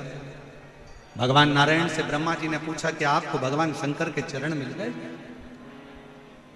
शिवलिंग के चरण मिल गए? कई लोग आपसे पूछेंगे इतनी तेज गर्मी पड़ रही है, अंदर जाने की मौका नहीं मिल रहा, रोड पे बैठ के कथा सुन रहे हो, पेड़ की छांव में बैठ के कथा सुन रहे हो, अंदर जा नहीं रहे हो, तो काहे को यहाँ पर कथा के पंडाल में जा रहे हो? लोग कमेंट्स करेंगे, काहे को जाते हो, घर में बैठ के सुन लो, टीवी पर सुनो, ये करो वो करो, क्यों जा रहे हो, क्यों जा रहे हो, क्यों जा रहे हो? लोग लिखेंगे। आपको केवल एक ही बात करना है, हम तो बाबा के और याद रखो, समय मिले तो जाओ। और अभी पंडालों में अगर जगह नहीं है, व्यवस्था नहीं है, कल का क्रम भी यही रहा था, भीड़ अथक होने से कथा को विराम कि भीड़ बहुत, तो निवेदन जो लोग नहीं पहुंच पाते वो टीवी पर कथा सुनो, मोबाइल पर सुनो, दिल से उससे प्रार्थना करो, विनय करो, निवेदन, अर्चना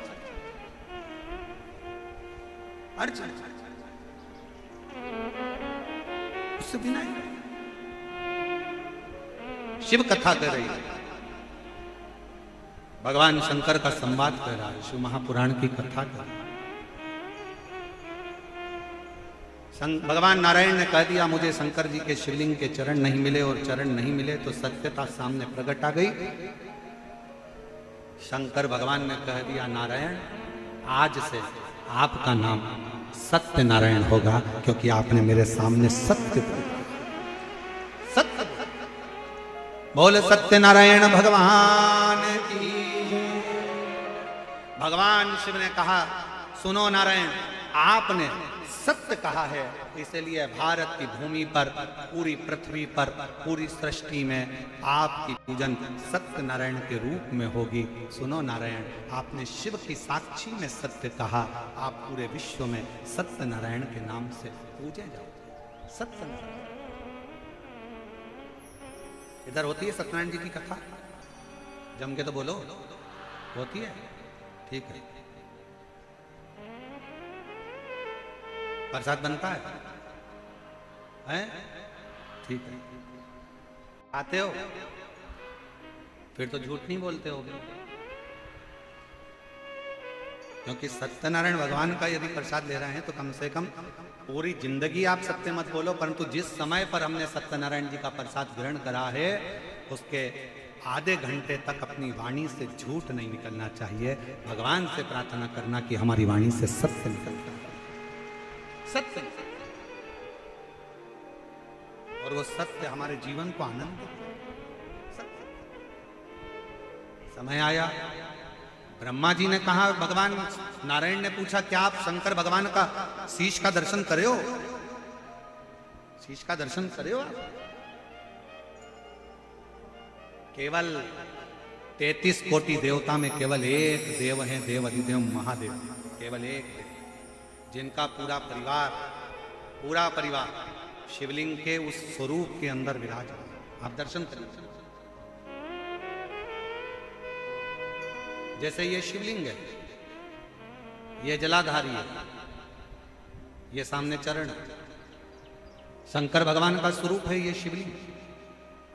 शिवलिंग के ऊपर के भाग से लेकर जो नीचे का भाग तक का जो हिस्सा है, ऊपर से लेकर नीचे तक का, इसमें दुनिया की जितनी पवित्र नदियां हैं, शंकर भगवान ने उनको ये स्थान दिया शिवलिंग।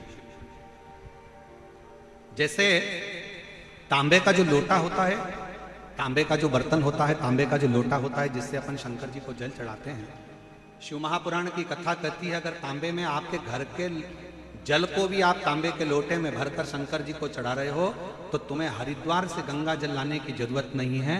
तांबे के लोटे में भरा हुआ जल ही गंगा जल बन जाता है।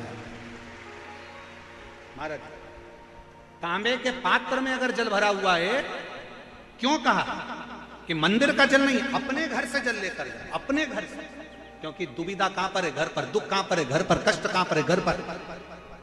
बीमारी कहां पर है? घर पर। तकलीफें कहां पर है? घर पर।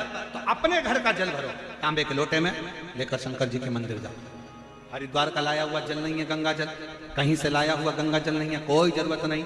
अपने मटके का पानी भर लो, अपने हंडे का पानी भर लो, अपने घर का लोटा भर कर जल लो। तांबे के लोटे में जब जल भर कर लेकर जाओगे, तो तांबे का पात्र सादे जल को भी गंगा जल बना देता है, और वो जल शिव जी पर चढ़ जाता है। समझेंगे जरा, ये जलाधारी शिवलिंग, शिवलिंग के ऊपर भाग से नीचे तक का भाग जल का स्थान, सभी नदियों का स्थान। ये जो भाग है, ये भाग मां पार्वती जी का हस्तकमल, चरण जैसा गया है।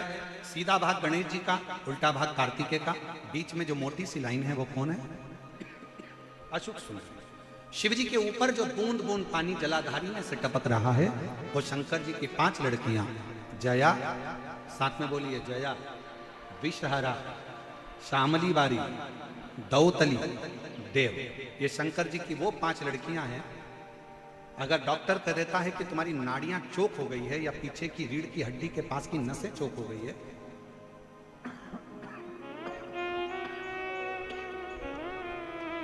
तो शिव जी की जो बेटियां हैं, जलाधारी है जो, वो जलाधारी में जल डाल दीजिए, और जलाधारी में जल डालकर उस जलाधारी का स्पर्श दोनों हाथों से करिए, और महामृत्युंजय मंत्र का उच्चारण करिए। श्री शिवाय नमस्तुभ्यं बोलिए। जो जल टपक रहा है, उसको लेकर कटोरी में 2 स्थान पर बैठकर उसको पीना चालू करिए। पहला नंदी के पास में, दूसरा मंदिर से बाहर निकलोगे तो मंदिर का ओटला हो, सीढ़ी हो, वो स्थान वीरभद्र का स्थान माना जाता है। वीरभद्र का वो स्थान दरवाजे के ठीक द्वार पर होता है, और दरवाजे की ठीक चौखट पर भाग्य देवी और माता लक्ष्मी का स्थान होता है। तो बाहर वीरभद्र का जो स्थान होता है, बाहर का स्थान, वहां बैठकर उस जल को पीना प्रारंभ करो।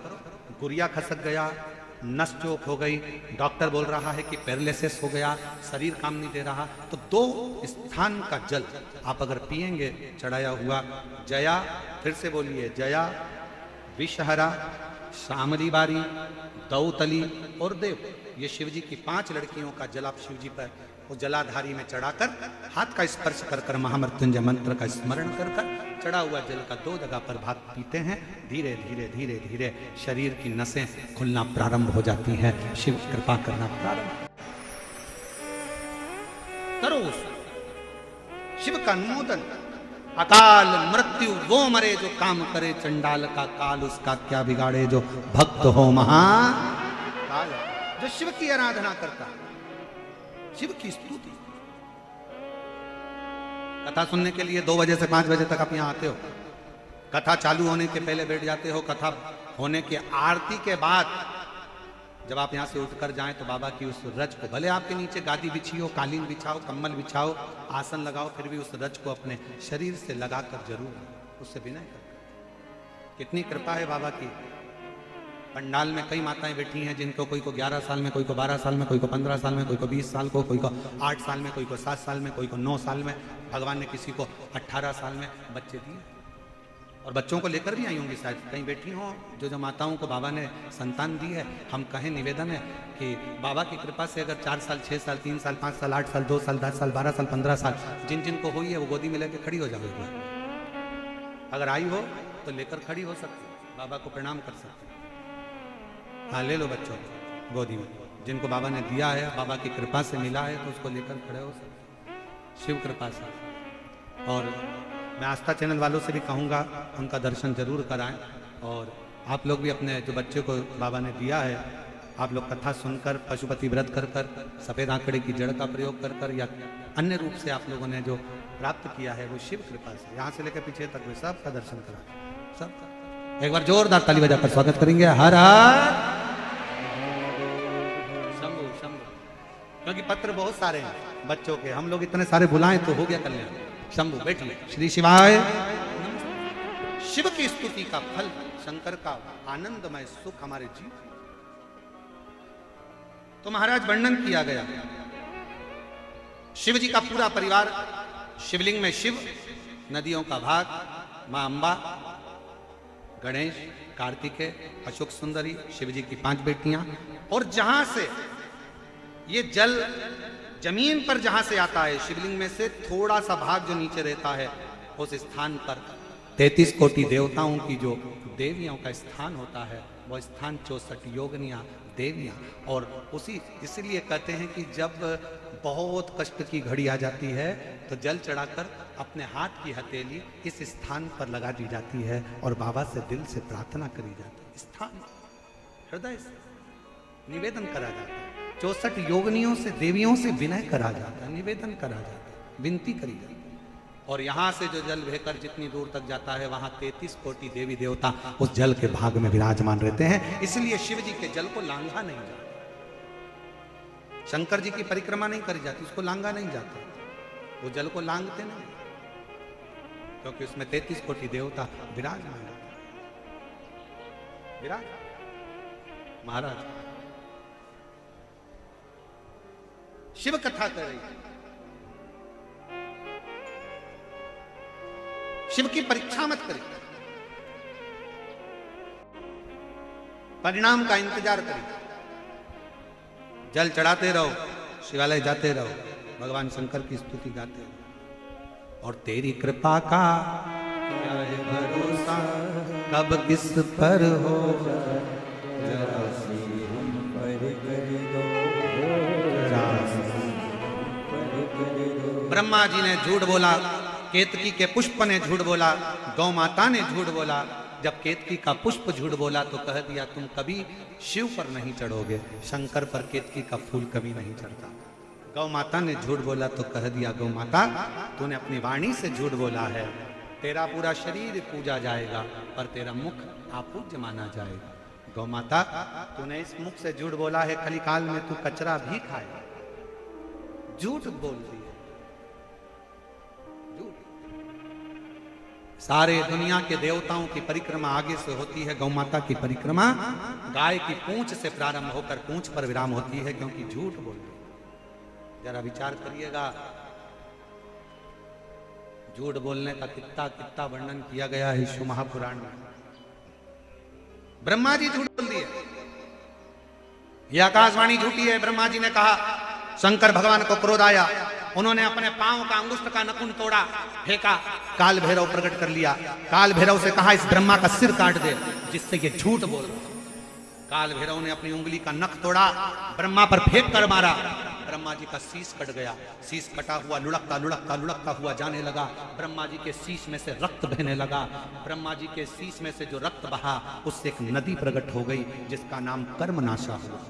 जो आज भी उत्तर प्रदेश में बहती है। उस उत्तर प्रदेश में जब कर्मनाशा बहती है तो उत्तर प्रदेश सरकार ने उस नदी के ऊपर घाटों पर बोर्ड लगा कर रखा है, यह कर्मनाशा नदी है। जिस नदी का मात्र जल का शरीर पर स्पर्श हो जाता है तो अपनी जिंदगी में करे हुए सारे पुण्य समाप्त हो जाते हैं और व्यक्ति के ऊपर पाप का घड़ा भर जाता है। कर्मनाशा नदी भारत की भूमि पर एक ऐसी नदी है जिस नदी में कुत्ता भी पानी नहीं पीता, पक्षी भी उसमें चोंच नहीं देता। अब उस कुत्ते को कौन बताने जाए कि ये कर्मनाशा है? फिर भी शास्त्र की रीति के अनुसार कुत्ता कर्मनाशा नदी का पानी नहीं पीता, पक्षी भी उसमें चोंच नहीं डालता, चिड़िया भी अपने पर को उस नदी के जल में नहीं डालती, क्योंकि उसका नाम कर्मनाशा है, जो ब्रह्मा जी के रक्त से बनी हुई है, रक्त से बनती हुई बहती चली गई और आज भी वो उत्तर प्रदेश में बह रही है। ब्रह्मा जी का सिर कटा हुआ जाता जा रहा था, भगवान विष्णु की आंखों में जल भर गया, भगवान नारायण की आंखों में जल भरा। भगवान विष्णु ने भगवान शंकर जी से कहा, प्रभु ये ब्रह्मा जी का कटा हुआ सिर लोग नफरत करेंगे, अपशब्द कहेंगे, आड़ा टेढ़ा कहेंगे, ये केतकी का फूल लोग अपशब्द कहेंगे, ये गौ माता का मुख जिसने झूठ बोल दिया लोग अपशब्द कहेंगे, आप कृपा करो नाथ, कृपा करो। शिव जी ने कहा, गौ माता तेरा संपूर्ण शरीर पूजा जाएगा, तुझमें 33 कोटि देवता विराजमान होंगे और गौ माता तेरा चरण जहां पड़ जाएगा वहां से सारा अपशकुन समाप्त हो जाएगा और शुभ लक्ष्मी का योग बन जाएगा। केतकी के फूल केवल शिव को छोड़कर सारे देवताओं पर तू चढ़ेगा। और फिर कहा, इस ब्रह्मा जी के कटे हुए शीश के लिए आप कुछ कहिए। भगवान शिव देख रहे थे, ब्रह्मा का कटा हुआ शीश कटा।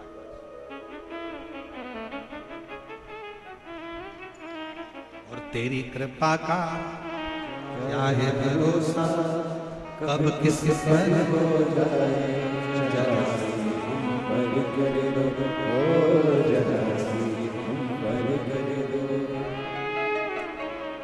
जिस पर भी हो गई तेरी करुणा कृपा, भव पार हुआ, भव पार हुआ।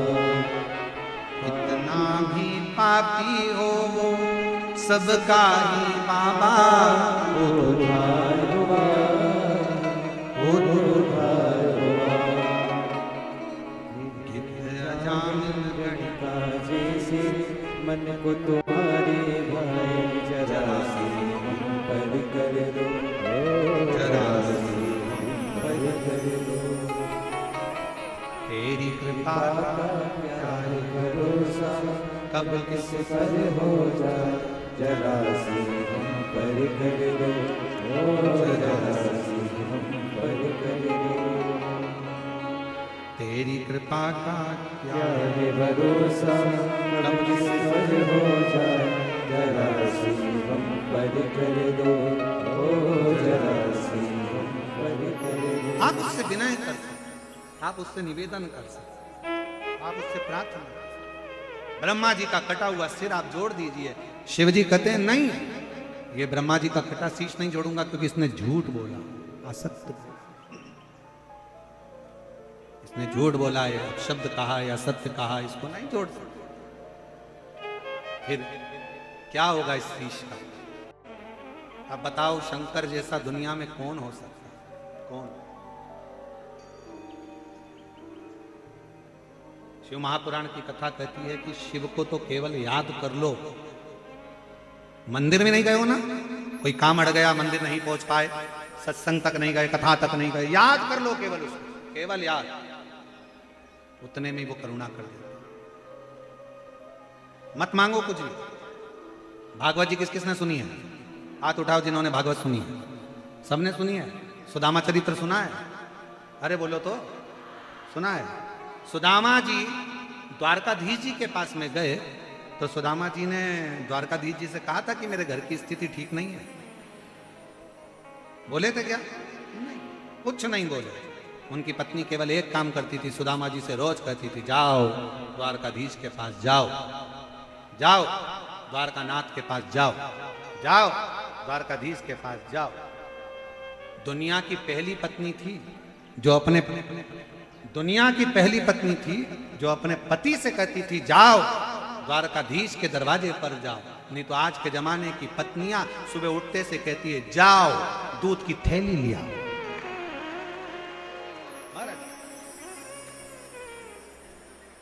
सवेरे उठते से कहती है जाओ बच्चे को स्कूल छोड़िए, जाओ दूध की थैली लिया। कोई पत्नी अपने पति से नहीं कहती जाओ अंदर मैंने लोटा भरकर पानी रखा है शंकर जी को चढ़ाया, जाओ शिव को चढ़ाओ। बहुत जरूरी है, बहुत जरूरी।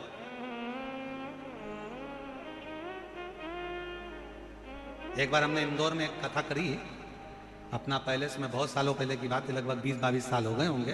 तो हमने वहाँ कथा में कह दिया था राठौर जी के यहाँ कि भाई जितनी कथा यहाँ सुनकर जाओ उतनी कथा अपने पति को सुना।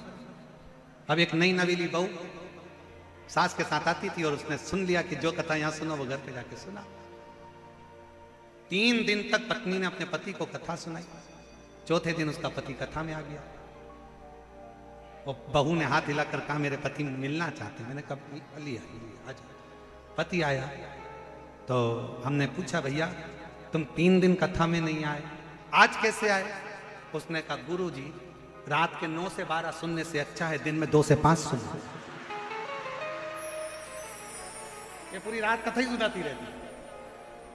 सीहोर वाले महाराज जी ने ऐसा बोला, आज कथा में ऐसा बताया था, आज ऐसा हो गया था, आज ऐसा हुआ, मालूम है ऐसा कथा सुनी, ऐसी कथा सुनी, महाराज जी ने ये बताया, महाराज जी ने वो बताया।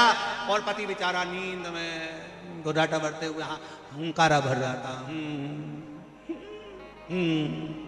पत्नी सोच रही सुन रहा है, फिर कोनी मार के सुनो तो आज कथा में महाराज जी ने ये बताया और भजन गाया था, तेरी कृपा का क्या है भरोसा कब किस पे हो जाए। इतने में पति ने कहा चुप हो जा, थोड़ी चुप हो जा, कब तक सुनो।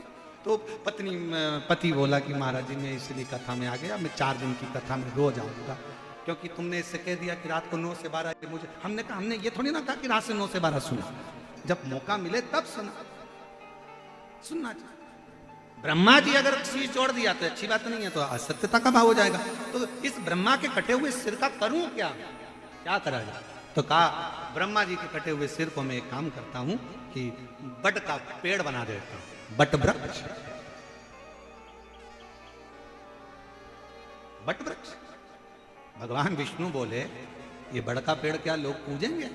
ब्रह्मा जी के कटे हुए शीश से बनाए, कौन पूछेगा इसको? भगवान शंकर कहते हैं ब्रह्मा के शीश को पुजाने के लिए बड़ के पेड़ के नीचे मैं स्वयं पार्वती के साथ विराजमान रहूंगा और मेरा नाम बटकेश्वर महादेव होगा। मैं स्वयं बैठूंगा बटकेश्वर महादेव के रूप में, मैं स्वयं विराजूंगा।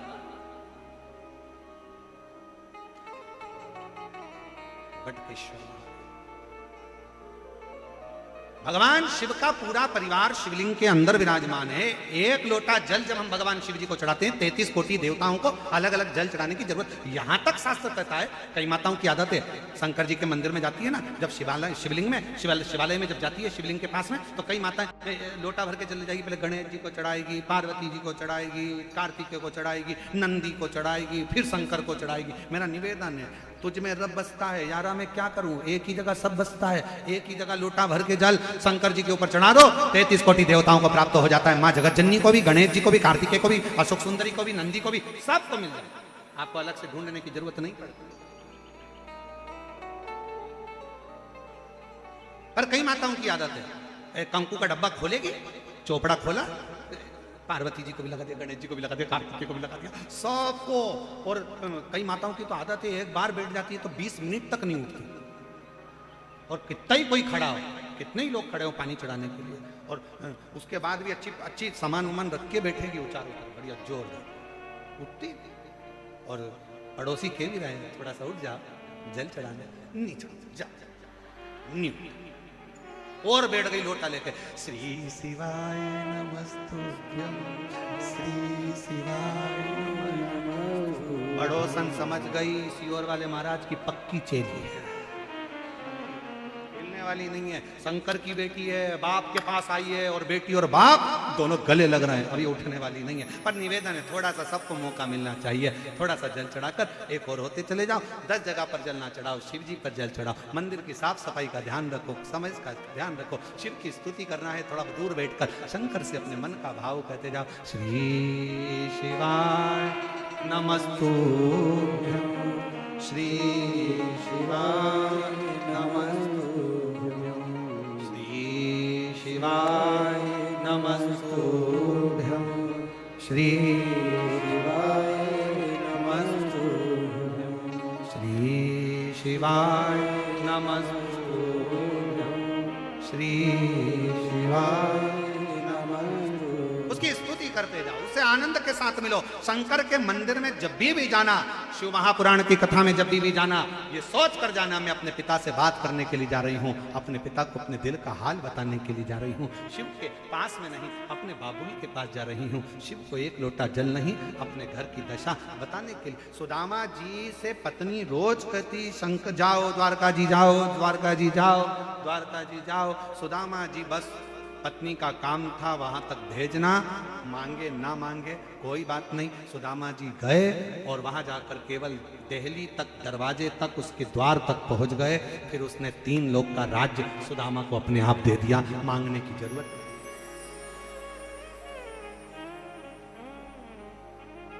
मांगने की जरूरत नहीं, क्या मांग, बस जाकर विनय निवेदन। और तूने ऐसा डमरू बजाया, तूने ऐसा डमरू बजाया, मेरा मन हर लिया, ओ भोलेनाथ मेरा मन हर लिया, ओ भोलेनाथ दिल तुझको लिया, ओ दिल तुझको लिया, ओ भोलेनाथ तेरे चरण में ध्यान लगाया, तेरे चरणों में ध्यान लगाया, तेरे चरणों में ध्यान लगाया, तेरे चरणों में ध्यान लगाया, मुझे अपना लिया, ओ भोलेनाथ मुझे अपना लिया, ओ भोलेनाथ दिल तुझको लिया, ओ भोलेनाथ। शिव को अपने मन का भाव व्यक्त किया। ब्रह्मा जी बड़ का पेड़ का वो मुख का बट वृक्ष, कितना भी कर्जा हो जाए, कितना भी कर्जा हो जाए, कितने भी कर्जे में डूब जाए, मरने का प्लान तो करना ही नहीं, बिल्कुल मरने का प्लान नहीं करना। कर्जे में डूब गए कोई बात नहीं, कर्जा अपन ने लिया है ना, करेगा। और एक बात बहुत अच्छे से याद रखो, प्याज महंगा हो जाए तो सब्जी में डालकर मत खाओ, और लोन का ब्याज महंगा हो जाए तो दुकान और मकान मत बनवाओ। जरूरी नहीं है गरीबी में गुजरान करना, 2 रोटी अपनी खुद की खाना, पर ब्याज पे पैसा लेकर अपनी जिंदगी बर्बाद मत कर बैठना। ब्याज पर पैसा लेकर अपनी जिंदगी बर्बाद मत करना। प्याज महंगा हो जाए सब्जी में डालकर मत खाओ, बाद में देखा जाएगा, प्याज महंगा हो गया, महंगा।